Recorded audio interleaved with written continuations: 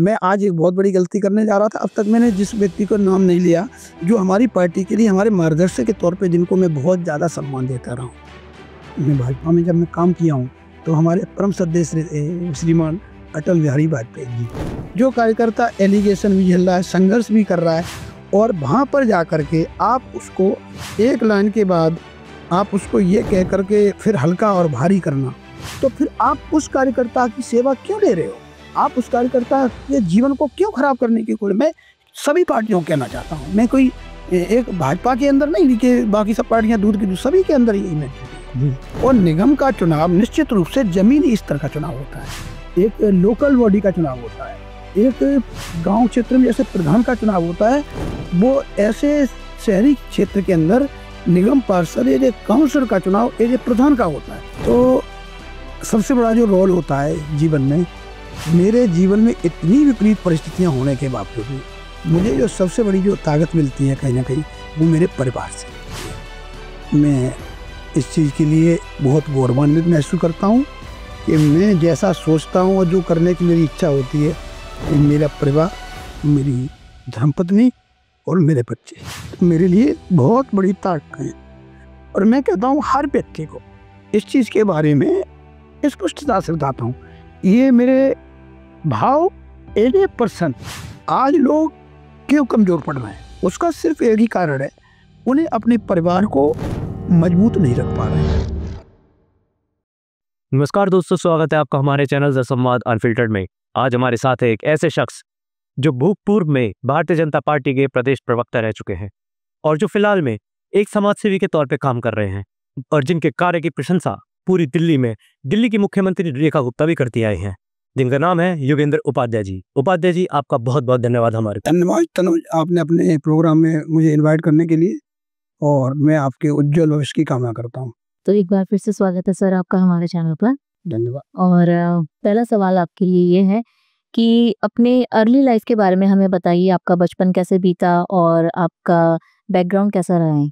मेरा जो जीवन है बहुत ही साधारण परिवार से मेरी एक जीवन की उत्पत्ति है, और मेरा जो घर पड़ता है, जो मेरा निवास, वो एटा जनपद के अंदर, जो बहुत ही ज़्यादा एक पूर्व में बहुत ज़्यादा एक इस तरीके से लोग देखते थे एटा को कि बहुत ही नेगेटिव, बहुत डेंजर टाइप का, उस बैकग्राउंड में एक तरीके से एक हमारा जनपद का नाम रहा है हमेशा। बट एटा जनपद वाकई बहुत सुंदर जनपद है, जहाँ मेरा जन्म हुआ, जहाँ पर एक हमारा गांव पड़ता है रियोर के पास, ग्राम पड़ता है हमारा वाहिद बीबीपुर, और मेरी वहीं से मेरी जन्मभूमि है।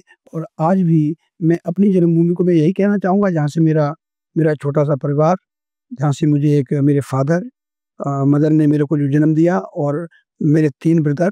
और आज के समय में एक बहुत बड़ा एक एग्जाम्पल मैं एक समाज को देना चाहता हूँ। लोग जो कहते हैं कि परिवार नियोजन और बहुत सारी बातें करते हैं, परंतु वास्तविकता ये है कि एक साधारण जीवन में भी लोग बड़ा परिवार लेकर के और बहुत सादा जीवन गुजार सकते थे बहुत अच्छे तरीके से। ये एक उसका जीता जागता उदाहरण मेरे परिवार से है कि मेरे फादर किसान थे, और हालांकि उनका किसान परिवार में जन्म होने के बावजूद भी उन्होंने जीवन को बहुत ही सादगीपूर्ण तरीके से 3 बेटों को जन्म देना और 6 बेटी, सौभाग्यशाली हूँ कि मेरी 6 बहनें, और सभी बहुत अच्छे परिवार में, कोई डॉक्टर्स, कोई कोच, सब अच्छे परिवार से आज अपना जीवन गुजार रहे हैं। और मेरी वो जीवन की शुरुआत रही। मेरी शिक्षा दीक्षा थी वो बिल्कुल बहुत ही रूरल एरिया था हमारा, वहाँ विद्यालय उस समय नहीं हुआ करते थे, और बहुत लंबे समय तक दूर तक जाकर के हम लोगों को शिक्षा ग्रहण करने जाना पड़ता था। परंतु एक सोच थी शिक्षित होना है, तो पढ़ाई करते थे। फादर हमारे बहुत सिंपल जीवन थे, बहुत ज़्यादा, पर उनका एक समाज के अंदर बहुत ही सम्मानित स्थान था, तो उसका ध्यान रखते हुए हमने हमेशा जीवन किया है। उन्हीं के बताए हुए मार्ग पे आज भी हमें दिल्ली में आने के बावजूद भी, मैं 98 में दिल्ली आया, और 98 के बाद जब भारतीय जनता पार्टी का एक तरीके से देखा जाए, जब मैं भाजपा में, तो मैं 98 में ही बहुत सक्रिय भूमिका से आ गया था। पर दिल्ली में आने के बाद, दिल्ली में जब भाजपा नहीं थी और बहुत बुरी स्थिति से गुजर रहा था भाजपा का यह संगठन, तो उस समय 2009 के अंदर काउंसलर के चुनाव था हमारे पड़पड़गंज विधानसभा के अंदर, हमारे मयूरविहार फेज 2 वार्ड के अंदर। तो मैंने उस समय अपनी भूमिका को यहाँ पर डिसाइड किया कि मुझे यहाँ पर भाजपा के लिए दिल्ली के अंदर काम करना प्रारंभ करना है। और फिर सक्रिय तौर पे मैंने 2009 में पड़पड़गंज विधानसभा, जहाँ से मैं अपना कार्यक्षेत्र है, जहाँ मैंने उस वार्ड में वार्ड नंबर 196 के अंदर मैंने काम को प्रारंभ किया। और आज तक उस वार्ड में जब से मैं काम कर रहा हूँ, वहाँ मेरी कोशिश होती है कि समाज के हर वर्ग के लिए, हर गरीब तबके के व्यक्ति के लिए, अगर निर्बल है, जो सताया जाता है किसी तरीके से, उसकी आवाज़ बनना मेरी हमेशा यही भूमिका। और सबसे बड़ा जो गोल रहा हमेशा, भारतीय जनता पार्टी वहाँ से जीतना शुरू हुई। जो 98 से जब मैं दिल्ली भले ही आया, बट मैंने जब से शुरुआत की वो 2009 सक्रिय भूमिका, और वहाँ से निगम का चुनाव भाजपा को जिताना शुरू किया। बाई इलेक्शन में वहाँ पर हमारे विधायक बन चुके थे वहाँ पर कांग्रेस से अनिल चौधरी जी, उनकी जगह जो खाली हुई उस पे हमने भाजपा को जिताने का हम लोगों ने मिलकर बहुत शानदार तरीके से काम किया, और वहाँ से सफलता मिलना उस वार्ड की शुरुआत की, और लगातार भाजपा वहाँ जीतती रही है, यहाँ तक है। ठीक है, तो आप एक समाज सेवक हैं, तो ऐसी कौन सी चीज़ थी जिसने आपको प्रेरित किया?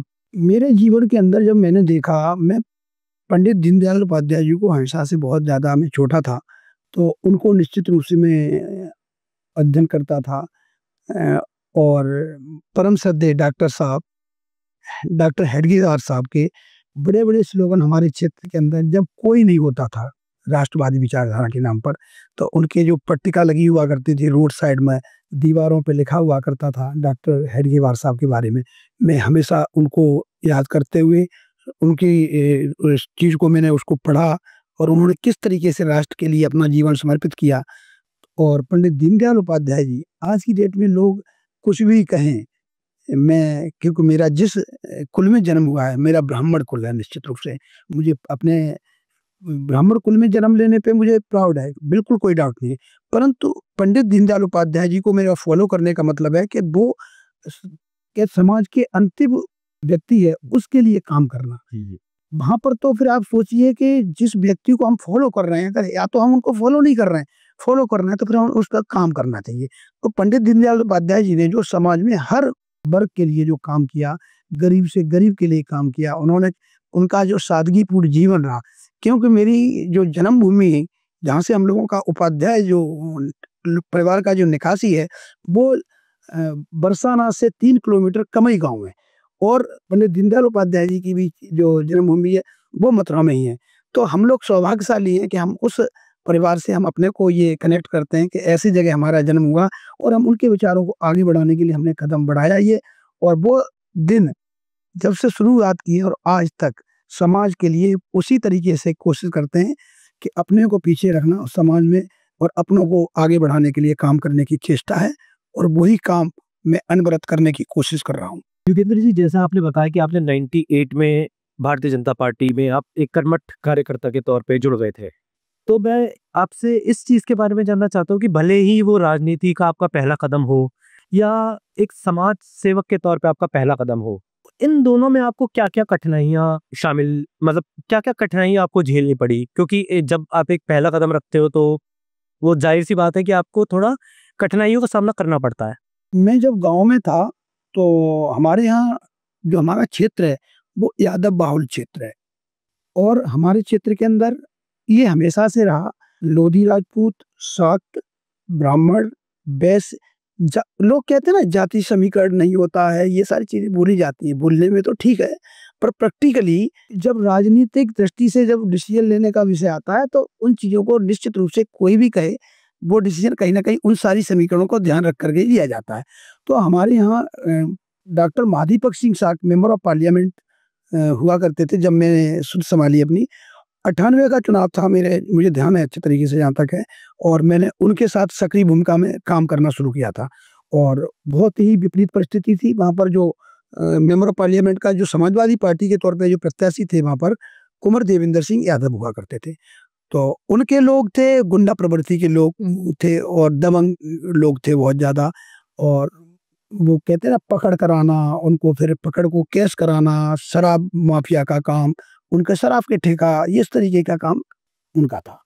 आज वो भले ही भारतीय जनता पार्टी में एटा से आ गए हैं, परंतु उस समय जब ये स्थिति थी, उस समय चुनाव निकालना जब वो चुनाव लड़ रहे थे, तो एक ऐसे लोगों के साथ टकराव का मौका था और मेरी जो गृह क्षेत्र है, जहाँ मेरा गाँव है, उसके पास में ही एक स्थान जहाँ पर पंचायत का जहाँ हमारे सभी चुनाव होते थे, वो एक तरीके से पोलिंग पॉइंट था। उस पॉइंट पर बहुत ज़्यादा माहौल ख़राब करने की कोशिश की। तो बहुत बुद्धि से मैंने विवेक से काम लिया वहाँ पर और वहाँ पर जो अपना इन्फ्लुएंस से वो उसको माहौल को बिगाड़ने की कोशिश कर रहे थे, पोलिंग डंप करने की बात कर रहे थे। आज जब बोला जाता है कि मोदी जी ये चुनाव को ये ईवीएम हैक करने की बात है, मैं उस संदर्भ में आप लोगों को याद दिलाना चाहता हूँ, कांग्रेस की मानसिकता मैंने उस समय, क्योंकि शासन हमेशा से कांग्रेस का ही था उस पीरियड के अंदर भी। तो इन लोगों का ये हुआ करता था, जो दूसरी पार्टी थी, मान लो भाजपा के अगेंस्ट में होती थी, वो कांग्रेस होती थी उस समय, समाजवादी पार्टी होती थी। यही लोग होते थे उस समय, समाजवादी पार्टी, बसपा इस टाइप से था। तो इन लोगों ने कोई अपने उस तरीके से अपना असर डालने के लिए, नुकसान पहुँचाने के लिए क्षेत्र में कोई कमी नहीं छोड़ते थे। क्या करते थे, ये अपने लोगों को उस अंदर पोलिंग पॉइंट के अंदर एंट्री करा दिए और स्टंप लगाते थे जब वोट डालने के लिए, तो वो ठपिया, हमारे यहाँ बोला जाता ठपिया लिया उसको, पूरी पोलिंग बूथ को ही पूरी तरीके से। तो वो बाकी लोग जब जाते थे अदर कास्ट में, जो आज पीडीए की बात करते हैं अखिलेश यादव, उनके फादर साहब का तो यही कॉन्सेप्ट ही होता था, क्योंकि वो दबंग प्रवृत्ति के व्यक्ति, समाजवादी पार्टी हमेशा से उल्टे सीधे तरीके से बूथ कब्जाना, उसके अंदर इंक ये मैं प्रैक्टिकल देखा हुआ है कि मेरा वो जीवन मैंने वहाँ से शुरू किया, तो वो इंक डाल देना, इस तरीके की चीज़ें हुआ करती हुई। तो उन्होंने ऐसी कोशिश करी, तो हमने वहाँ पर विरोध किया। विरोध करने के बाद हमने ऐसा माहौल पैदा किया कि उनको वो पोलिंग को हैक नहीं करने दिया और उस पोलिंग पॉइंट पे हमने भाजपा की वोट को बहुत ज़्यादा अच्छे मार्जिन में वहाँ से हमने री-अटैक हमने भी किया।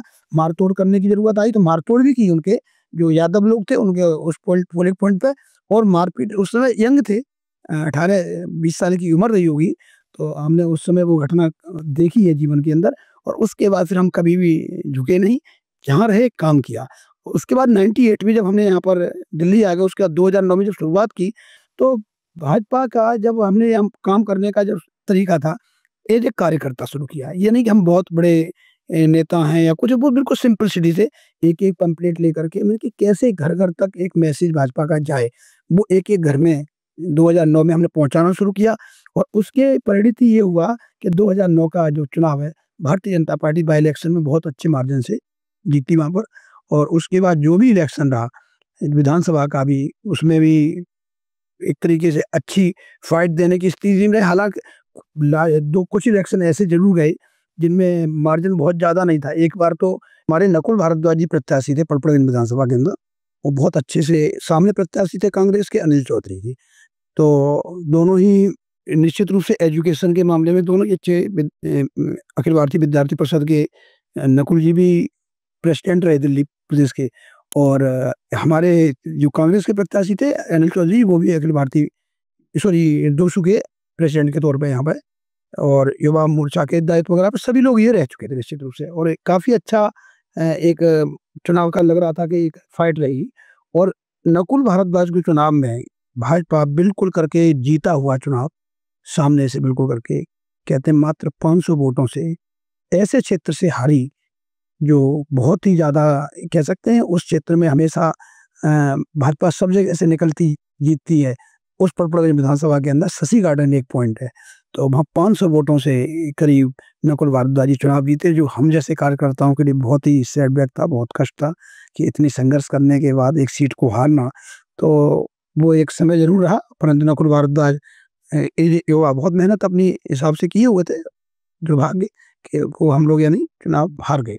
उसके बाद आम आदमी पार्टी जब आई, और दूसरा जब 2020 का जो चुनाव था, उससे पहले विनोद कुमार बिन्नी जी आए, वो चुनाव भी कुछ विपरीत यानी डिसीजन था, तो निश्चित रूप से जो बीजेपी की एक्सपेक्टेशन थी, तो उसका कहीं न कहीं नुकसान भाजपा को उस पीरियड में वो कुछ इस तरीके से उठाना पड़ा कि वहाँ के लोकल कार्यकर्ता को टिकट नहीं दे करके और एक बाहरी व्यक्ति को टिकट दिया था, और उसका कोई परिणाम सुखद नहीं रहा था।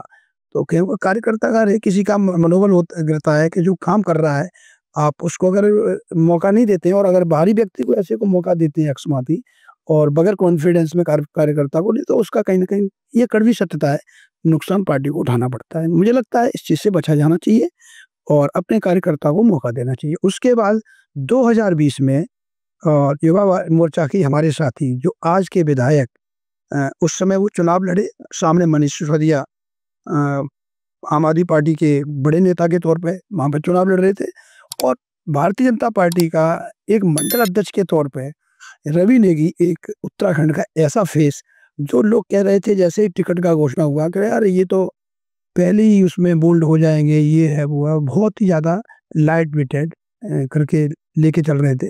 परंतु कार्यकर्ताओं ने दिखाया कि जो लास्ट का इलेक्शन हुआ था, जिसमें बिन्नी को 12-14 हज़ार वोटों से हार मिली थी, उसमें रवि नेगी का जब चुनाव हुआ तो लोगों ने, जो विपक्षियों की सोच थी कि रवि नेगी कम से कम 20-30 हज़ार वोटों से हारेंगे मनीष सिसोदिया के सामने, क्योंकि उस समय पीक पर आम आदमी पार्टी का पीक चल रहा था एक तरीके से, और मनीष सिसोदिया नो डाउट आम आदमी पार्टी के बड़े नेता रहे।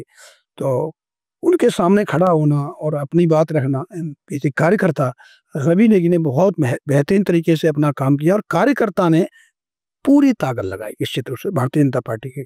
और उस घटना में एक सबसे महत्वपूर्ण घटना मेरे जीवन की भी जुड़ी हुई है, मैं बताना चाहता हूँ, क्योंकि वो जीवन की जो मेरी ऐसी घटना है कि मैं जिस जगह रहता हूँ, मयूरविहार फेज 2 वार्ड में, जिसका मैं कार्यकर्ता के तौर पे प्रतिनिधित्व करता रहा हूँ सालों से लगातार, उस जगह हमारा जो अटल चौक है, जो वहाँ पर एक स्थान है जिसको सुपर सन चौक पुराने समय से कहते हैं, पर आज की डेट में वो अटल चौक के नाम से प्रचलित है।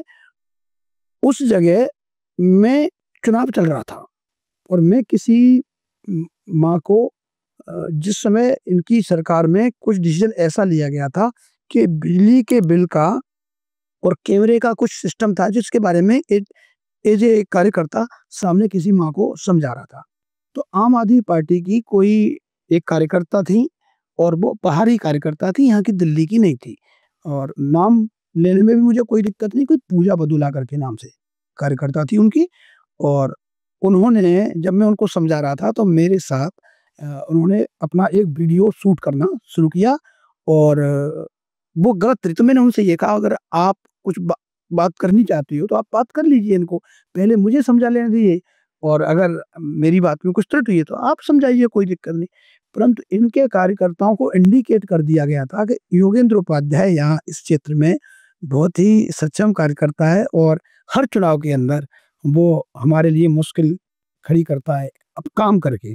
मैं कोई दबंग नहीं हूँ, न कोई मैं गुंडागर्दी करता हूँ, पर मैं ज़मीन पे एज़ ए कार्यकर्ता ऐसा ज़रूर काम करता हूँ, तो वो विपक्षी लोगों को सूट नहीं करता है। ये मैं ऐसे नहीं कह रहा हूँ, पटपर्गंज विधानसभा में अगर आप जाएँ, तो योगेंद्र उपाध्याय एक कार्यकर्ता के तौर पे, निश्चित चाहे विपक्ष का व्यक्ति हो या विपक्ष का व्यक्ति हो, वो इस बात को ज़रूर रिकॉग्नाइज़ करेगा कि नहीं, मेहनत की हुई है, ईमानदारी से काम करके जीवन में संघर्ष करके भारतीय जनता पार्टी के लिए हमेशा डिवोटेड रहा है। विपक्ष के लोगों को तोड़ना निश्चित रूप से मेरी हमेशा अपनी क्रेडिबिलिटी में एक नया मैंने आयाम जोड़ा है, कि विपक्ष में मुझे लगता है जो कार्यकर्ता अच्छा है, मैं हमेशा उनको तोड़ करके भाजपा में जोड़ने का काम किया। ऐसे कई कार्यकर्ता हैं, मैं सभी का नाम लेना उचित नहीं समझता यहाँ पर मंच पर, बट यानी काफ़ी कार्यकर्ताओं को, और पूरी के पूरी मैंने आम आदमी पार्टी की पूरी टीम तोड़ दी थी एक तरीके से। और इसमें एक हंसराज करके कार्यकर्ता हैं, बहुत सारे कार्यकर्ता जो हिल गए थे कि यार ये तो हमारी पार्टी को ही खत्म कर देगा, इस तरीके का कार्यकर्ता है। तो आप सोचिए कि मेरा भाव पार्टी को मजबूत करने का हमेशा, कार्यकर्ता अगर अच्छा है, मैं नेताओं को नहीं कभी भी अप्रोच किया, पर जो कार्यकर्ता जमीन पे वाकई काम करता है, वो चुनाव में वोट दिलाने का काम करता है। और उस पीरियड में जब घटना हुई, उन लोगों ने क्या किया कि इस पे अटैक करना है, तो उन लोगों ने हमारे लिए एक रणनीति बनाई, और उसी समय इनका जो कार्यालय था अटल चौक के बिल्कुल सुपर साइन चौक के पास में, जहाँ आज east Delhi मयूरविहार phase 2 metro station है, उसी के सामने अगर ये इनका पोलिंग पॉइंट, वो इनका बैठने का स्थान था, मनीष जी का कार्यालय, 30-35 लोग उसने बुला करके मेरे ऊपर हमला करवाया। आप सोचिए, कहने के लिए आप बताइए, वहाँ पब्लिक है, मैं खड़ा हुआ हूँ, और एलिगेशन कहीं न कहीं लगा देना कि इनको कंट्रोल रोको कैसे करके। फिर उन लोगों ने बोला, ये मेरे लिए जीवन का बहुत बड़ा अचीवमेंट है। एज ए कार्यकर्ता कि जब इतने लोग अटैक करने आए और बोले कि नहीं यार, इस बंदे की तो हमें तलाश थी, हर चुनाव में हमारे लिए मुश्किल खड़ी करता है। तो एज ए कार्यकर्ता उसमें कहीं हमारे जैसे कार्यकर्ता की मेहनत, क्रेडिबिलिटी और बढ़ जाती है। तो मुझे लगता है कि मुझे उस दिन लगा था कि नहीं, हम सही जगह पे जा रहे हैं और परंतु हमें गलत रास्ता नहीं पकड़ना है। और लास्ट में जाकर के फिर वो रवि का जो चुनाव था बहुत अच्छा गया और हमारे क्षेत्र से बहुत अच्छे मार्जिन से रवि को लीड भी काफ़ी मिली। और वो रवि का चुनाव भी हम कहेंगे तो मेरे हिसाब से बहुत बड़ा मार्जिन नहीं था। मनीष सिसोदिया का मात्र 27-28 वोटों से वो चुनाव जीते, जबकि उनका गले का कहते हैं ना गला सूख गया था, कहते हैं पानी पीना पड़ गया था जिस समय काउंटिंग हो रही थी। हम लोग बहुत बारीकी से हम देख रहे थे उस चुनाव को। तो केजरीवाल जी की सीटें सभी निकल चुकी थी मैक्सिमम क्लीन स्वीप करके, बट केजरीवाल जी को वहाँ पे 1 घंटा सभी कार्यकर्ताओं के साथ इंतजार करना पड़ा था। ये पड़पड़गंज के लोगों की बहुत बड़ी जीत थी, निश्चित रूप से कार्यकर्ता की जीत थी जिन्होंने इतनी मेहनत की। रवि नेगी की मेहनत थी इतनी ईमानदारी से संघर्ष करके, और मात्र छोटे से मार्जिन से वो चुनाव हम लोग हारे। और बहुत सारी चीज़ें रहती हैं, प्रैक्टिकली चीज़ें कई बार बोली जाती हैं, कई बार नहीं बोली जाती हैं। तो उसमें भी एक चीज़ मैं ईमानदारी से कहना चाहता हूँ, रवि नेगी वो चुनाव नहीं हारेगी, रवि नेगी को चुनाव हराया गया था। तो मैं इस बात पे एक चीज़ पूछना चाहता हूँ, आप अपनी ही पार्टी जिस पे आपने अपनी राजनीतिक करियर की शुरुआत करी, उस पे आप एक बहुत बड़ा एलिगेशन लगा रहे हैं कि उन्होंने ही अपने कैंडिडेट को 2020 का चुनाव हरवाया। मैं किसी का नाम नहीं ले रहा हूँ, मैं पार्टी के लोगों के लिए या किसी पे एलिगेशन लगाने के लिए नहीं बोल रहा हूँ। मैं बहुत ईमानदारी से बोल रहा हूँ कि जिस क्षेत्र में अगर मैं निगम पार्षद हुई और उस जगह में उस एरिया में जो मालूम है कि वो नेगेटिव एरिया है, उससे पूर्ववर्ती चुनाव हम हार गए हैं। और जब ये मैं खुद प्रत्याशी हूँ, मैं बहुत ईमानदारी से कह रहा हूँ, और उस समय मैं चुनाव जीत जाता हूँ वहाँ पर। और उसके बाद जब विधानसभा में हमारा प्रत्याशी आता है, उसी जगह पे आके चुनाव कैसे हार जाता है? क्या वो क्रेडिबिलिटी डिसाइड नहीं करनी चाहिए हमारे संगठन को कि जिस समय आप प्रत्याशी हो उस क्षेत्र में और उस समय आप बहुत अच्छे मार्जिन से जीत जाते हो, जब पार्टी आपको इतना देती है तो क्या तुम्हारा इतना ब्रॉड माइंडेड तुम्हें नहीं होना चाहिए? जब पार्टी को जिताने का विषय आए तो हर चीज क्या हमें ही मिलती रहे? थोड़ा बड़ा दिल नहीं दिखाना चाहिए कार्यकर्ताओं के? और जिन पर बड़े नेताओं का हाथ होता है उन लोगों को निश्चित रूप से इस चीज की चिंता नहीं करनी चाहिए? क्या उन नेताओं की जिम्मेदारी ये नहीं है कि उन लोगों को कहा जाए कि उस एरिया के अंदर आपकी जिम्मेदारी है, ये आपका वार्ड है और यहाँ पर हमारा प्रत्याशी जो भी आएगा भाजपा का, आपको उसको जिताने की ड्यूटी है। अगर आप नहीं जिताते हो तो आगे आप टिकट मांगने के दोबारा हकदार नहीं हो। क्यों नहीं डिसाइड किया जा सकता? थोड़ा सा सोचना चाहिए इस चीज के बारे में। और फिर भी ऐसे लोगों को फिर बार बार मौका दे देना कहीं ना कहीं कार्यकर्ता का मनोबल गिरता है। बाकी कार्यकर्ताओं में एज ए संगठन के लिए एक सोच है मेरी, ये एजे में किसी से द्वेष नहीं कह रहा हूँ। कार्यकर्ता अगर जब मेहनत कर रहा है तो जिस एरिया का कार्यकर्ता मेहनत करता है उस एरिया के कार्यकर्ता को ही आगे बढ़ाना चाहिए। और निगम का चुनाव निश्चित रूप से जमीनी स्तर का चुनाव होता है, एक लोकल बॉडी का चुनाव होता है, एक गांव क्षेत्र में जैसे प्रधान का चुनाव होता है, वो ऐसे शहरी क्षेत्र के अंदर निगम पार्षद या जो काउंसलर का चुनाव ये प्रधान का होता है। हर व्यक्ति से जिसका व्यक्तिगत अटैचमेंट होता है उसके बेहाफ पर चुनाव डिसाइड होता है। क्या ये चीज संगठन में लोगों को या बाकी लोगों को नहीं पता है? सबको पता होना चाहिए, पता होता है, परंतु उसके बावजूद भी कई बार ऐसे डिसीजन लिए जाते हैं जो नहीं लिए जाना चाहिए मेरे हिसाब से। अच्छा, कार्यकर्ता काम कर रहा है, एग्जाम्पल के तौर पे जो कार्यकर्ता एलिगेशन भी झेल रहा है, संघर्ष भी कर रहा है, और वहां पर जाकर के आप उसको एक लाइन के बाद आप उसको ये कह करके फिर हल्का और भारी करना, तो फिर आप उस कार्यकर्ता की सेवा क्यों ले रहे हो? आप उस कार्यकर्ता के जीवन को क्यों खराब करने की कोशिश? मैं सभी पार्टियों को कहना चाहता हूँ, मैं कोई एक भाजपा के अंदर नहीं कि बाकी सब पार्टियां दूध की दूध, सभी के अंदर यही मेंटेलिटी है जी। इसको बदलाव करना चाहिए और एज ए कार्यकर्ता कंसिडर करना चाहिए, न कि उस समय और या फिर बिल्कुल क्लियर करके जब पार्टी का कार्यकर्ता काम करता है तो उसको आप अंधेरे में मत रखिए। आप उसको कहिए कि टिकट तो हम अपने हिसाब से डिसाइड करेंगे, आप काम करिए, काम आप फिर वो अपना टाइम देता है तो कम से कम उसके साथ चीटे। जब एक एज ए कार्यकर्ता काम करता है और उसको कंसिडर नहीं किया जाता है, वो अपना जीवन का एक आदमी समय पूरा का पूरा लगा करके संगठन के लिए पूरा जीवन समर्पित कर देता है, और एक तरफ जब फिर उसकी जब कंसिडर होने का विषय आता है, उसको बाकी लोग अपने स्वार्थ के लिए फिर उसको ये कह दें कि इसका इसमें ये कमी है, इसमें वो कमी है, वो उसके साथ अन्याय है। नहीं करना चाहिए मेरे हिसाब से। उसका जीवन को बर्बाद नहीं होना देना चाहिए। जिस दिन कार्यकर्ता ऐसा डिस्ट्रॉय होना शुरू हो जाता है, खत्म होना शुरू हो जाता है, तो उस समय पार्टी को बड़ा नुकसान झेलना पड़ता है। वो वक़्त का इंतज़ार नहीं करना चाहिए, उससे पहले इन चीज़ों का सुधार करने की ज़रूरत है। समाज में ऐसा कौन-सा चेंज लाना चाहते हैं, जिसके लिए आपको ये फैसला लेना पड़ा कि मैं अब एक समाज सेवक के तौर पे काम करूँगा? ऐसी कौन-सी चीज़ थी जो आपने समाज में देखी और आपने वो बदलने का बीड़ा उठाया? जब पार्टी स्तर पे भी काम करता हूँ, तो समाज के लिए ही काम कर रहा हूँ और आगे भी वही समाज के लिए ही काम कर रहा हूँ, ऐसा नहीं है। बट कई बार ऐसा होता है संगठनात्मक तौर पे डिसीज़न ऐसे हो जाते हैं कि जिन पे एक तरीके से संगठन में लोग व्यक्ति आते हैं, तो वो अपने हिसाब से कुछ डिसीज़न लेते हैं। ये सभी के सब पार्टियों में चलता है, कोई बहुत बड़ा फ़र्क नहीं पड़ता। परंतु अंततोगत्वा एक मोटिव क्या है? हम इस मान लो हमने समाज सेवा को चुना, एक डिसीज़न तो यही है कि हमारे को इसमें सफलता समाज को बदलाव करने के लिए अच्छे समाज में हमें जो कमियाँ हैं, त्रुटियाँ उनको हटाना। उस कंडीशन में हर एक आदमी की एक भाव होता है, परंतु एक पार्टी लाइन के अंदर काम करते हैं, तो उन सारी चीज़ों को कहीं न कहीं हम लोगों को ध्यान रख के काम करना पड़ता है। कई बार पार्टी की लाइन होती है और हम बोलना चाहते हैं कुछ, नहीं बोल पाते। हर एक इसमें कोई बुराई नहीं है, ये होता है और होना भी चाहिए। हम अनुशासित कार्यकर्ता हैं, उसको ध्यान रखना चाहिए। इसमें कोई डाउट नहीं है। बट उस कंडीशन में जब बड़े परिदृश्य में हम देखते हैं समाज के अंदर कि हम समाज में बदलाव लाना चाहते हैं। आज की डेट में बहुत ज्वलंत मुद्दा है। हमारे राष्ट्र के ऊपर बहुत विकट परिस्थिति है। बहुत ईमानदारी से कहना चाहता हूँ।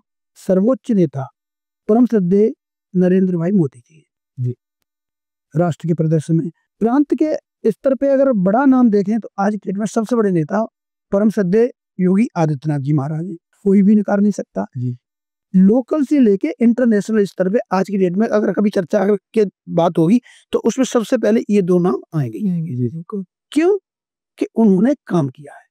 परम श्रद्धेय मोदी जी ने जो मेहनत की, जो जीवन भर अपना समर्पित कर दिया, उन्होंने अपना परिवार नहीं चुना। आप सोचिए, जिस व्यक्ति ने राष्ट्र को जब चुना, तो ऐसे हमारे आदर्श रहे परम श्रद्धेय। मैं आज एक बहुत बड़ी गलती करने जा रहा था। अब तक मैंने जिस व्यक्ति को नाम नहीं लिया, जो हमारी पार्टी के लिए हमारे मार्गदर्शक के तौर पे जिनको मैं बहुत ज़्यादा सम्मान देता रहा हूँ। मैं भाजपा में जब मैं काम किया हूँ, तो हमारे परम श्रद्धेय श्रीमान अटल बिहारी वाजपेयी जी, उनसे जो प्रेरणा मिलती है, मैं मोदी जी के विषय को आगे कंटिन्यूस करूँगा। परंतु मेरा जो ये गैप हो जाता तो मैं अपने को माफ़ नहीं कर पाता। अटल जी मेरे जीवन के सर्वोपरि नेता रहे। मेरे परम आदरणीय हैं, श्रद्धेय हैं और मैं उनको देख कर के भाजपा में जब काम किया, तो उनकी कविताएँ मेरे जीवन के लिए अंदर कहते हैं कभी भी ना हारने का। लोग सोचते हैं यार ये तो आदमी, इसको तो कई जगह घेरते हैं, विपत्तियाँ भी इसके सामने आती हैं और कई बार मुझे विपक्ष के लोगों ने कई तरीके से पक्ष के भी हो सकते हैं, उसमें कुछ ऐसे नाम रहे हैं जो आज विपक्ष में है और आज वो कहीं भी नहीं है। मेरे हिसाब से ऐसे लोग भी रहे, मैं इतना भी मैं उनका नाम भी नहीं लेना चाहता ऐसे लोगों का। परंतु उन लोगों ने ये सोचा कि यार इसको तो किसी भी तरीके से बैक टू दिल्ली भेजो, यार ये तो हमारे लिए मुश्किल बनने वाला है। जी है। तो ये आप उसकी बात कर रहे हैं जो मुख्यमंत्री जब पहली बार? नहीं, मैं उनकी बात नहीं कर रहा हूँ। जो हमारे क्षेत्र में जो कुछ ऐसे पॉलिटिकल लोग हैं जिनके साथ राजनीतिक जीवन में रहा हूँ, मैं उनका नाम नहीं लेना चाहता। बहुत आप नाम इस्तेमाल कर सकते हैं। मेरी हमारी चेहरे का नाम इसीलिए तो अनफिल्टर्ड है कि आप सारी बातें अनफिल्टर्ड होंगी। नहीं, मैं किसी से, इसमें भी निर्भीकता है मेरे अंदर, परंतु विषय ये है कि जो लोग केवल ये सोचते हैं कि राजनीति हमारी बाप होती है, ऐसे हमारे क्षेत्रीय निगम पार्षद रहे जिनके साथ हमने काम भी किया, देवेंद्र कुमार जी। मैं बेशक बोलता हूँ और जब आपकी प्रोग्राम का ऐसा नाम है तो मैं उसमें डाउट भी नहीं करता, बिल्कुल करके क्लियर बताता हूँ। परंतु उनको ये नहीं पता जिसके मार्गदर्शक, और मैं कॉमर्शियल पॉलिटिकल बैकग्राउंड से नहीं हूँ, मैं ज़मीनी हकीकत पे काम करके पॉलिटिक्स में काम करने का मेरा बीड़ा था। तो मेरा कोई स्वार्थ नहीं रहा और ना कुछ लोगों ने तो अपने स्वार्थ के लिए बहुत सारे डिसीजन ऐसे लिए हैं जो बहुत ही ज़्यादा घातक रहे हैं पार्टी के लिए भी और उनके लिए। उनको लगता है कि वो उनका मोटिव हो सकता है पैसा कमाना, हमारा पैसा कमाना मोटिव कभी नहीं रहा और पद प्रतिष्ठा का भी कभी नहीं रहा। और ये मेरा ये मैं ऑन रिकॉर्ड बोल रहा हूँ और ज़मीन पे हकीकत लोगों को पता है इसके बारे में। जी, ये मैंने बहुत लोगों से आपके क्षेत्र में आपके बारे में बातचीत करी है आपको इंटरव्यू लेने से पहले, और बहुत लोगों ने ये बात बोली है कि आप जो काम को करते हैं वो बहुत मन से करते हैं और उसके पीछे आप अपना स्वार्थ हटा के काम करते हैं उस चीज़ को। तो निश्चित रूप से उसकी कीमत कहीं न कहीं चुकानी पड़ती है, जी। परंतु मेरे इस चीज़ के विपक्षी भी मुरीद हैं और वो खुद स्वीकार कर चुके हैं कि आपकी ये आपका चेहरे की मुस्कान और ये आपकी स्पष्ट वार्ता निश्चित रूप से हमें भी एक प्रेरणा देती है। एक तो सुन के लगता है कि यार कम से कम जीवन में कुछ तो हमने कमाया है। तो और ज़मीन पर किसी भी विषय पे कहीं कोई विषय आता है, तो उसके लिए फ़ाइट करना और सफलता और असफलता तो जीवन में लोग आकलन पैसे से करते हैं। बहुत स्पष्ट बोल रहा हूँ आपको। आज की डेट में हर व्यक्ति कभी भी किसी व्यक्ति देखो मैं समाज के अंदर भी एक कुरीति के बारे में बताता हूँ आपको। जब वो उसके ऊपर विपत्तियाँ आती हैं, तो वो कहता है यार ये व्यक्ति यार गलत हमने निगम पार्षद चुन लिया, ये हमने विधायक गलत चुन लिया। क्या आप एक नॉर्मल व्यक्ति को जिसकी फाइनेंशियली बैकअप वो करोड़पति नहीं है और व्यक्ति बढ़िया है, आप कहते हो व्यक्ति तो बढ़िया है यार, पर यार ये ना पैसे वाला नहीं है।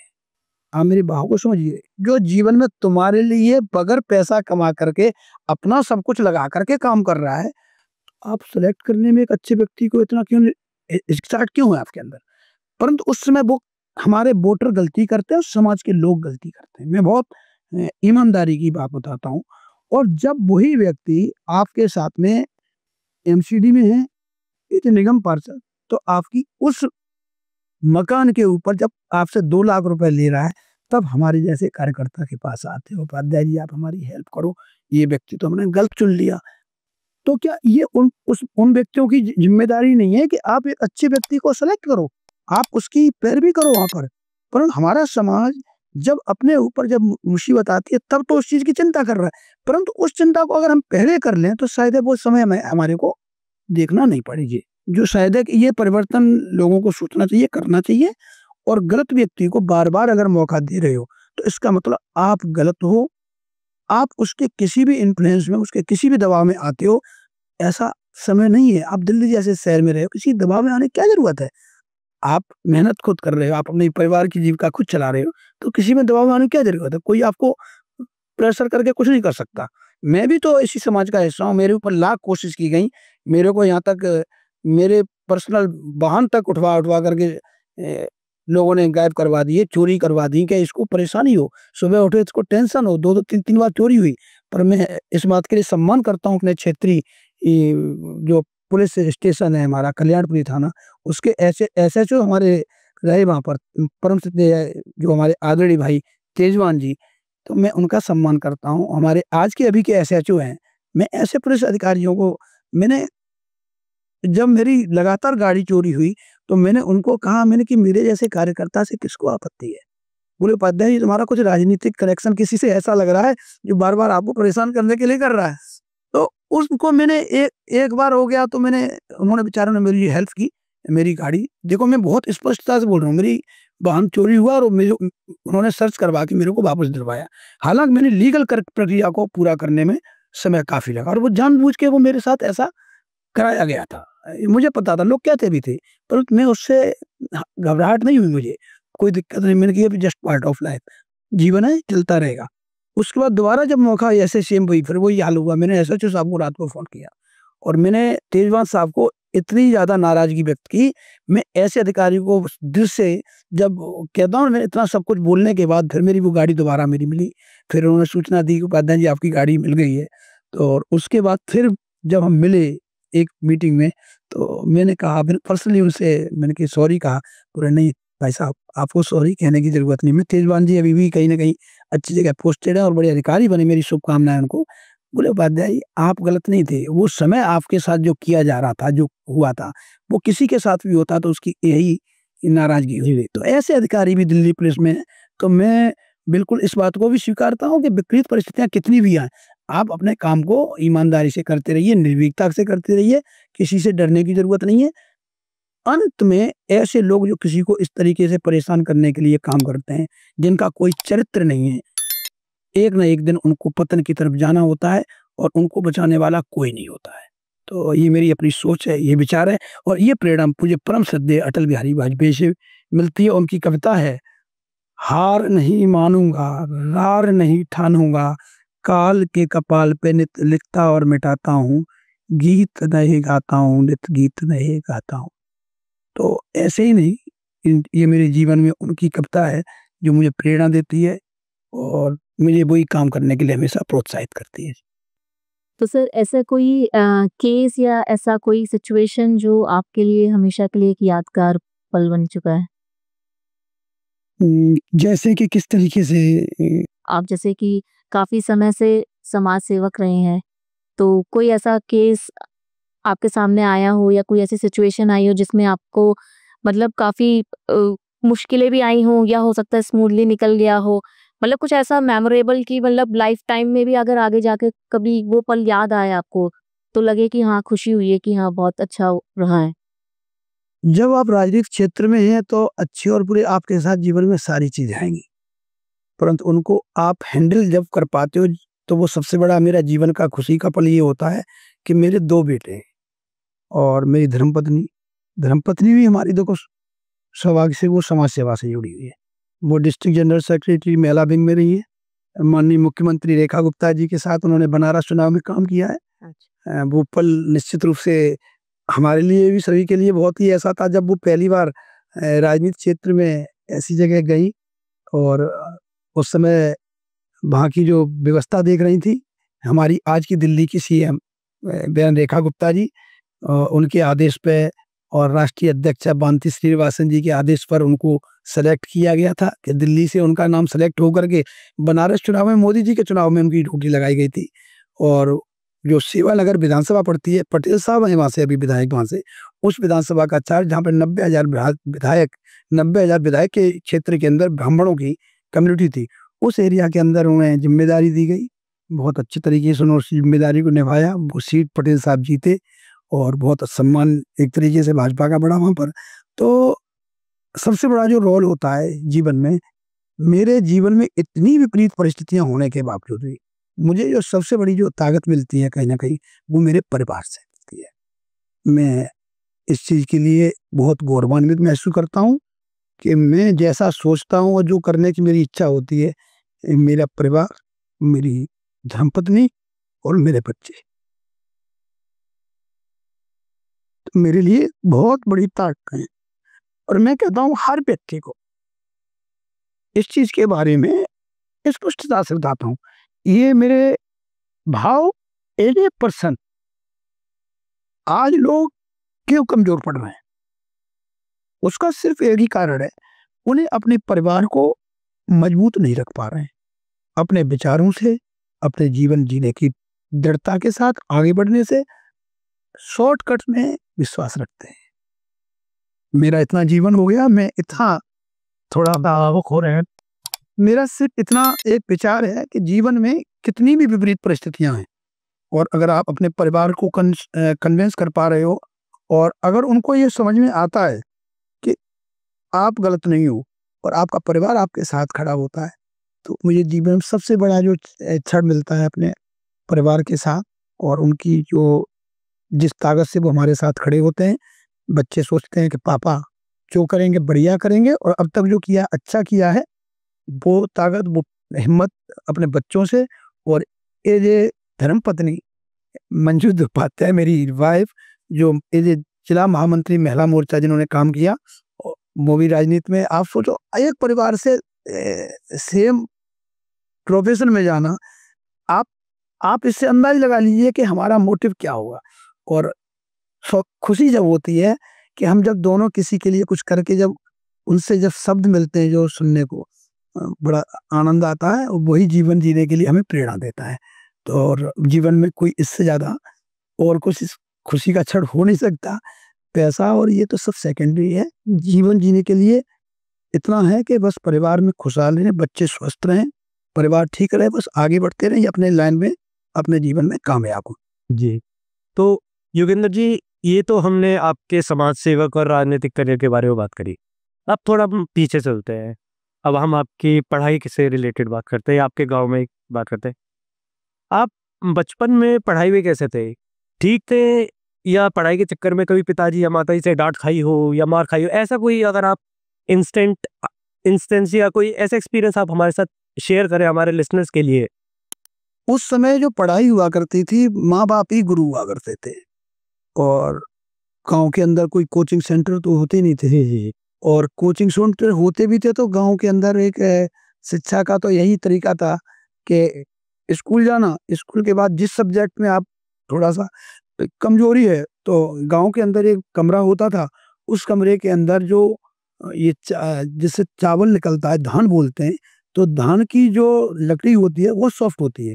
तो इसको डाल कर के कमरे के अंदर और उसमें कपड़ा बिछा करके और गुरु आया करते थे, टीचर्स आया करते थे। हमारे परम गुरुजी रहे हमारे महेंद्र यादव जी, मैं उनको याद करना चाहूँगा। बहुत ही खट्टी-मीठी जीवन की यादें रही हैं उनके साथ। बहुत हमारे पिताजी के भी बहुत प्रिय थे वो और बहुत योग्य टीचर भी थे वो, निश्चित रूप से। इंग्लिश और मैथ में इंग्लिश में उनकी पकड़ बहुत अच्छी थी और मैथ भी अच्छा पढ़ाते थे। तो सम एजुकेशन मेरी इच्छा थी कि मैं आगे उस समय सोचा करता था कि पढ़ाई अगर अच्छी लेवल पे जाए तो मैं एमबीबीएस का डिप्लोमा करके आगे बढ़ूँ। एक सोच है ना, एक बच्चे के हिसाब से होती है, परंतु जो सामाजिक तरीके से जो शिक्षा व्यवस्था होती है, तो उसमें से गाँव क्षेत्र से इतनी ज़्यादा अपॉर्चुनिटी आगे नहीं मिल पाती थी। तो शिक्षा तो बहुत ज़्यादा हम कहेंगे जैसा हम चाहते थे वो हमारी उतनी नहीं हो पाई, बट प्रैक्टिकल शिक्षा अच्छी रही निश्चित रूप से। और जो भी मैंने जो ग्रहण किया है, जो राजनीतिक क्षेत्र के अंदर बात करना, मिलना-जुलना, मेरा जो जीके का एक तरीके से जीके के प्रति मेरा इंटरेस्ट, सोशल सब्जेक्ट मेरा सबसे ज़्यादा, सोशल साइंस मेरा सबसे फ़ेवरेट सब्जेक्ट था मेरा। और निश्चित रूप से वो सिलेक्शन भी कहीं न कहीं सही हुआ। तो जी। मेरी वही प्राथमिकता रहती थी कि जो समाज के लिए कुछ अच्छा कर सकें और भगवान ने मुझे रास्ता भी उसी की तरफ निश्चित दिखाया और आज वही कर रहा हूँ। तो आपने अपना जो स्कूलिंग के बाद जो कॉलेज की लाइफ होती है, वो आपने अपने गाँव से ही करी एटा से, या दिल्ली आके आपने अपने कॉलेज में एडमिशन लिया, फिर दिल्ली में आपने वो सब? नहीं, मेरी जो स्कूलिंग हुई वो मेरी एटा से हुई। एटा यानी जो विद्यालय था हमारा, बासनी इंटर कॉलेज था हमारा, वहाँ से किया मैंने। और जैसे एग्ज़ाम मैंने दिया था और एटा से 12th किया मैंने। ग्रेजुएशन का भी मेरा मैं शुकाबाद से मेरी ओके, पढ़ाई चल रही थी। मतलब गाँव के आसपास से ही जगह थी। वहाँ से दूर पड़ता था, बट फिर कुछ परिस्थितियाँ ऐसी रहीं कि मैं शिक्षा के क्षेत्र में जो मेरा मोटिव था, वो उतना नहीं कर पाया क्योंकि मेरे फादर एक्सपायर कर चुके थे। जब निश्चित रूप से कहते हैं जब ज़िम्मेदारियाँ होती हैं, तो फिर उस हिसाब से सोचना पड़ता है। बहन छोटी थी, फादर एक्सपायर करने के बाद, फादर के जाने के बाद 2 बहनें थी। तो कोशिश ये थी कि अब उनकी शादियाँ हैं, क्या ज़िम्मेदारियाँ हैं, तो उसमें अपनी कैसे भूमिका निभाई जा सके। भले ही मैं छोटा था उस समय, परंतु समझ ये आ चुकी थी कि फादर नहीं है, तो ये ज़िम्मेदारी को निभाना है। तो उसके बाद फादर के जाने के बाद हमसे बड़ी सिस्टर थी, हम भाइयों में जो बड़ी, उनकी शादी की। फिर बड़े भाई की शादी हुई। बड़े भाई की शादी के बाद फिर छोटी बहन है मेरे से, उसकी शादी हम लोगों ने की। और उसके बाद हमसे बड़े वाले जो भाई हैं, वो शादी करने के इच्छुक नहीं थे। वो ऐसे ही रहना चाहते थे। तो उन्होंने कि मुझे तो शादी करनी नहीं, मैं दिल्ली आ गया। तो मेरा जीवन ऐसा था कि मैं जब दिल्ली था तो मैंने उनको समझाया कि मैंने कि शादी आप नहीं कर रहे हो तो फिर क्या करूँ मैं? बताओ, मुझे मार्गदर्शन करो। सब बोले तुझे करना है तो शादी कर ले, मैं नहीं करूँगा। फिर मैंने ये डिसीज़न मेरे लिए थोड़ा-सा गाँव क्षेत्र सामाजिक उससे देखा जाए, समीकरण जैसे गाँव को होता है, तो उसके अकॉर्डिंग फिर उनकी शादी निश्चित रूप से बीच में रोकी उन्होंने और मैंने अपनी शादी और मैं एटा से ही अपनी धर्मपत्नी पत्नी का मैंने सिलेक्शन किया। हालाँकि दिल्ली से कई शादियों की इच्छा थी कि यहाँ तो आज मैं सौभाग्यशाली हूँ, गाँव से लेके आया, ऐसा नहीं, बट मेरी जो बैकग्राउंड गाँव की थी, जी। मेरी अपना कोशिश थी कि मैं गाँव क्षेत्र से ही शादी करूँ, जिससे वहाँ से कनेक्शन बना रहे। बिल्कुल। तो वो आज सफल है भगवान की कृपा से, जितना मैं देखता हूँ और समाज के लोगों से सुनता हूँ कि तो उससे खुशी होती है कि जीवन साथी के तौर पे मेरा सही सिलेक्शन था। आपकी लव मैरिज हुई थी या अरेंज मैरिज हुई थी आपकी? कह सकते हैं, दोनों चीज़ें कह सकते हैं। अच्छा, दोनों चीज़ें। बिल्कुल करके बेशक नहीं, मुझे दिखाने का जो सौभाग्य था वो परिवार ने मुझे दिया पहले। तो मेरा सिलेक्शन तो मैंने ही किया निश्चित रूप से, परंतु लव कम अरेंज कह सकते हैं कि अरेंज मैरिज के परिवार के साथ ही शादी की थी, तो ऐसा नहीं, सिलेक्शन भले ही मेरा था, बट यानी परिवार के लोगों का साथ था पूरा। एक सवाल योगेंद्र जी जो मेरे को आपसे पर्सनली पूछना है और मैं उस बारे में बहुत गहराई से जानना चाहता हूँ। एक हमने बीच में काफी तनावपूर्ण स्थिति भारत और पाकिस्तान के बीच में देखी है, हमारे पड़ोसी देश के कि हमारे पहलगाम में हमारे मासूम जो लोग थे उन पे हमला करवाया गया और बहुत ज्यादा तनावपूर्ण स्थिति, युद्ध जैसे हालात हमने देखे। मैंने अपनी जिंदगी में पहली बार देखे युद्ध जैसे हालात और हम सबका खून उस टाइम पे खौल रहा था।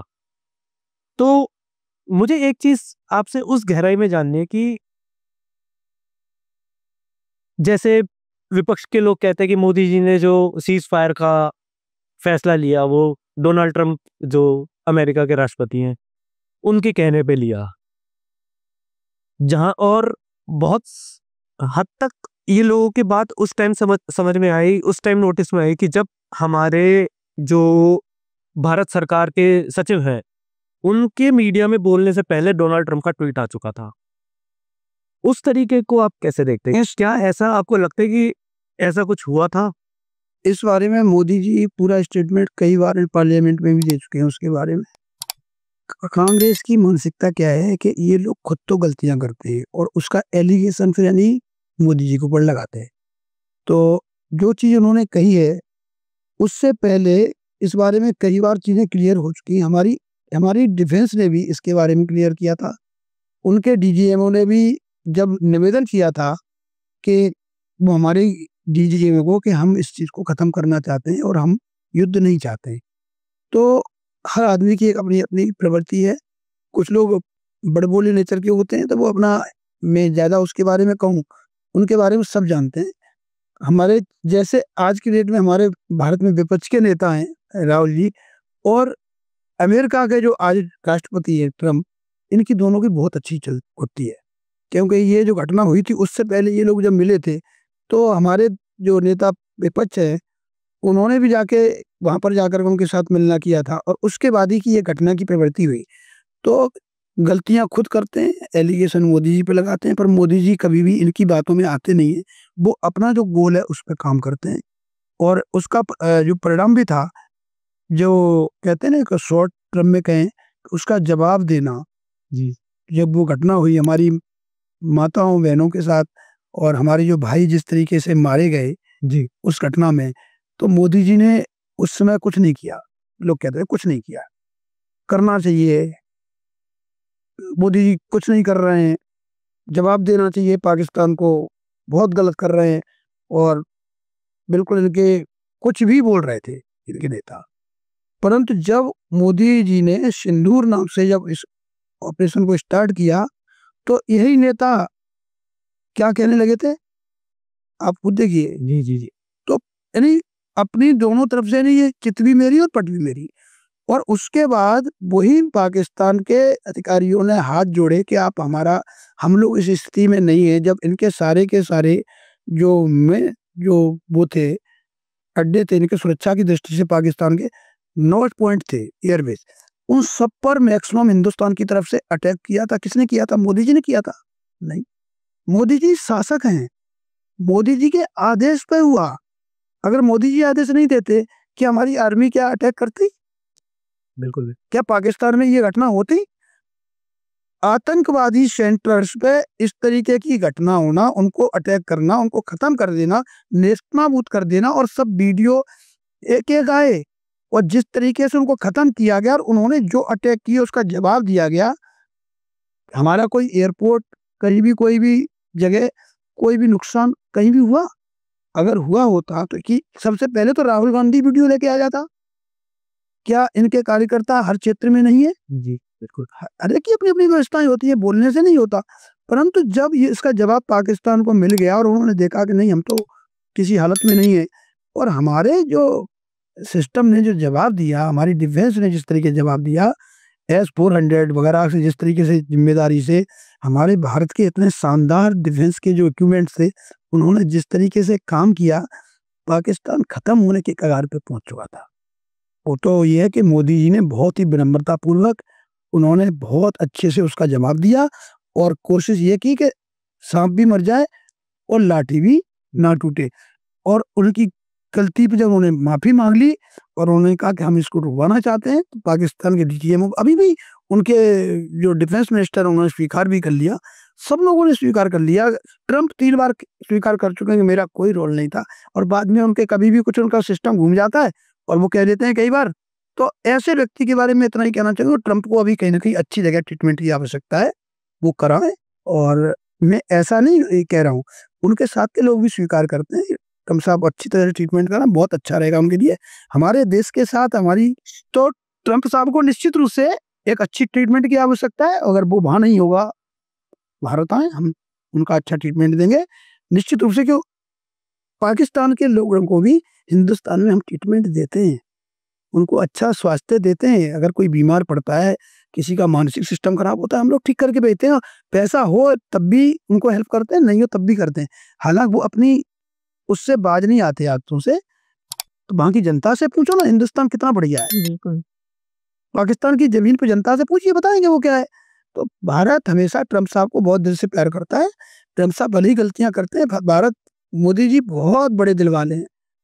एक शब्द नहीं बोला था, फिर बाद में उन्होंने अपनी गलती को फिर रियलाइज़ कर लिया कि नहीं यार, भारत के प्रधानमंत्री बहुत बढ़िया हैं, मोदी जी बहुत अच्छे हैं।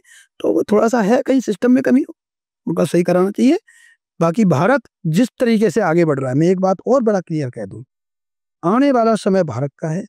भारत ने अभी 2 दिन पहले जो शक्ति मिसाइल का जो परीक्षण किया है, जी, मालूम है आपको 2000 किलोमीटर की जो शक्ति है, जी। उस शक्ति के प्रहार से चाइना की जो हालत है, वो कह रहा है हम अपनी वीटो पावर इस्तेमाल कर लेंगे।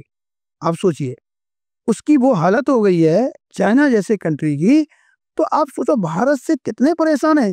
तुम 10,000 15,000 किलोमीटर की अनवांटेड चीजों को आप करे जा रहे हो, उसकी कोई ताकत नहीं है उस मिसाइल की। भारत केवल 2000 किलोमीटर तक की करता है, तो तुम कहते हो वीटो पावर हम लगा देंगे, भारत को नहीं करना चाहिए।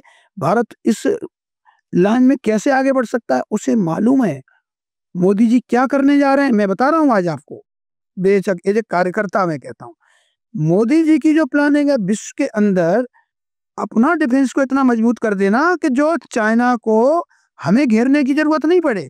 चाइना ने इतने दुश्मन खुद बना रखे हैं, केवल उनको जरूरत पे डिफेंसिव मटेरियल देने की आवश्यकता है। चाइना को वो लोग खुद ही खत्म कर देंगे, भारत को अटैक करने की जरूरत भी नहीं पड़ेगी, मैं कहता हूँ।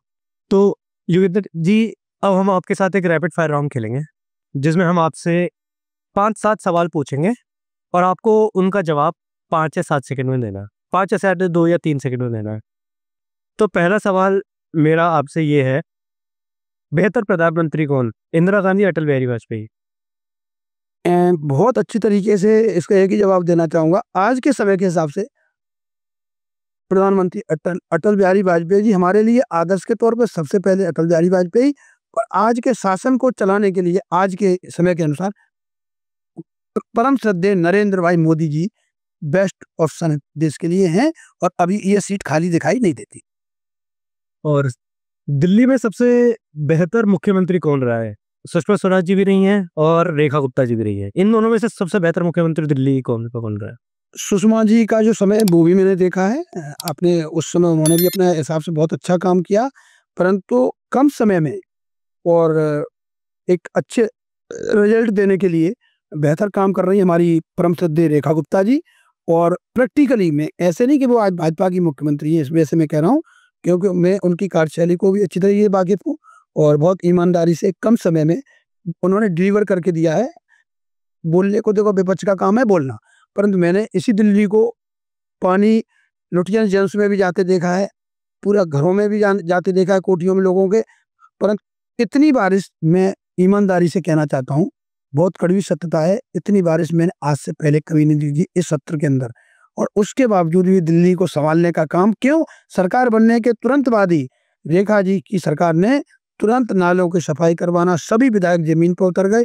इनके विधायक और इनकी सरकार केजरीवाल जी की क्या करती थी, केवल और केवल प्रचार प्रसार और कहाँ से आमदनी हो सिर्फ वो देखती थी। हमारे विधायकों ने एक-एक जगह, एक-एक नाले पे काम बहुत जल्दी से सफाई करने की कोशिश की है। और एक चीज़ और कह रहा हूँ, 22 हॉस्पिटल हमारे बंद पड़े हुए थे दिल्ली के अंदर और आज उन पे काम चल रहा है, जिसमें हमारा लाल बहादुर शास्त्री हॉस्पिटल भी है जो रुका पड़ा था काम। और सब कुछ होने के बावजूद इसी काम नहीं कर पा रहे थे। आज वो काम भी हो रहा है, 22 हॉस्पिटल भी बन रहे हैं। और हमारी मुख्यमंत्री जी ने आज, मैं आपके पॉडकास्ट में आने से पहले हमारे पड़पड़गंज विधानसभा में एक प्रोग्राम था, जहाँ पर बसों के लिए इतनी किल्लत थी, बड़ी-बड़ी बसें ज़रूर कॉन्ट्रैक्ट बेस दे रखी, जिससे कमीशनखोरी कर रहे थे ये केजरीवाल जी। निश्चित रूप से आज मुख्यमंत्री रेखा गुप्ता जी ने 300 बसें तो अभी लेटेस्ट पहले भी दी थी ईस्ट दिल्ली के लिए, और आज ईवी बस 300 देवी जी का इतना शानदार पर्व चल रहा है, माँ वैष्णो माँ का, हमारी कहते हैं ना नवदुर्गा का, सब आप लोग सब अच्छी तरह से वाकिफ हैं। और उस उपलक्ष्य में एक बहन के द्वारा इतना शानदार जमुना पार के लोगों को तोहफा देना कि 300 बसें दे दी गई हैं और टोटल डिजिटल मोदी जी के सपने को साकार करते हुए स्कैनर के साथ में कभी भी आप जाइए, आराम से, पैसे की आवश्यकता ही नहीं है, स्कैन करो, पेमेंट करो, किसी के पास आपको सीट छोड़ के जाने की भी जरूरत नहीं है, धक्का मुक्की करने की जरूरत नहीं, सुरक्षा की दृष्टि से भी सेफ है। और पैसे देने के मामले में पैसा निकाल रहा है अगर सवारी, तो उसके साथ चोरी हो जाना, कुछ नुकसान हो जाना, उससे भी बचाव है। तो ये कहते हैं भविष्य के उज्जवल भारत की साथ उज्जवल दिल्ली का एक सपना है, वो मोदी जी के साथ रेखा जी उस सपने को पूरा करने की तरफ कदम बढ़ा चुकी हैं। और आज यहाँ आने से पहले वो मैं पड़पड़गंज विधानसभा उसी प्रोग्राम में था, तो रेखा जी ने कह भी दिया है, मैं आज इस पॉडकास्ट में आपको बोल रहा हूँ, अगली बार बारिश होने वाले टर्म से पहले दिल्ली के अंदर जो कुछ लोगों ने अपवाद के तौर पे एक फोटो सेशन के लिए, कुछ वीडियो डालने के लिए, जो कई जरा सा पानी भर गया वहाँ पहुँच जाते थे, समय कम था, 3 से 4 महीना नहीं मिल पाए हम लोगों को बारिश के लिए व्यवस्था संभालने के लिए, 2 महीने 3 महीने में इतना सफाई हो नहीं सकती थी। बट आज भी रेखा जी ने कहा है, अगली बारिश में हम आपको दिल्ली को पानी के जो स्रोत हैं, जो समस्याएं निकलने की, उनको हम क्लियर करके इनको अगली बार जो इन्होंने फोटो डाले वो भी इनको इससे मुक्ति दे देंगे। तो निश्चित रूप से आने वाला समय दिल्ली का बहुत ही अच्छा है और दिल्ली विश्व के अच्छे टॉप शहरों में आए, हमारी ये दिल्ली वालों के लिए माननीय मोदी जी के साथ और रेखा जी के साथ हर कार्यकर्ता का एक यह है सपना कि वो सफलता के तौर पे जल्दी से जल्दी पूरा हो। हम इससे बिल्कुल ये नहीं अपने को बचाव कर सकते हैं। हम आज केंद्र में हमारी सरकार है, दिल्ली में हमारी सरकार है, एमसीडी में हमारी सरकार है और समन्वय बना के चल रहे हैं और कम से कम समय में ज़्यादा से ज़्यादा बेहतर रिजल्ट आए, उस पर सरकार काम कर रही है। एक आखिरी सवाल रैपिड फायर राउंड का, जो बहुत ही मुश्किल होगा आपके लिए। सबसे बेहतर नेता कौन, अरविंद केजरीवाल या असदुद्दीन ओवैसी?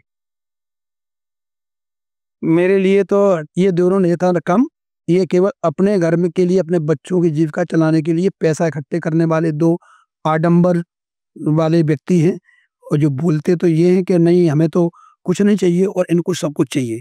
दोनों नेताओं के बारे में कहना। पर ओवैसी जी ने तो ऑपरेशन सिंदूर के टाइम पे भारत का बड़ा पक्षकार था और सरकार की भी तारीफ कर रही थी, जहां अरविंद केजरीवाल और उनकी पार्टी सबूत में जब सच है वो, तो सच के साथ खड़े नहीं होकर के उस अपवाद में जाना भी क्या मूर्खता नहीं कहेंगे? ओवैसी जी आज की डेट में कम से कम 2.5 करोड़ के आदमी है। क्या उनकी बैकग्राउंड फाइनेंशियली इतनी ज्यादा, क्या उनका उद्योग धंधे चल रहे थे? केवल इसी देश को बांटने का काम करके उन्होंने इस तरीके की संपत्ति अर्जित की हुई है। केजरीवाल जी क्या थे? केजरीवाल जी निश्चित रूप से एक इनकम टैक्स कमिश्नर थे जी, और उस व्यक्ति ने, वो कहते हैं कि हमने नौकरी छोड़ दी, अरे वो इनकम टैक्स कमिश्नर के लिए जीविका चलाने के लिए तो काफी था, वो कहते हमने समाज बदलने के लिए किया। समाज इतना बदला कि जो कहते थे ना कि ये नहीं करूंगा, उसका सब कुछ उल्टा किया। और जो कहते थे ना शादी बड़ी सादगी से करनी चाहिए परिवार की, अपनी बेटी की शादी में उन्होंने कैसे ठुमके लगाए वो आज दिल्ली के लोग जानते हैं, घुंगरू सेठ के बारे में निश्चित रूप से।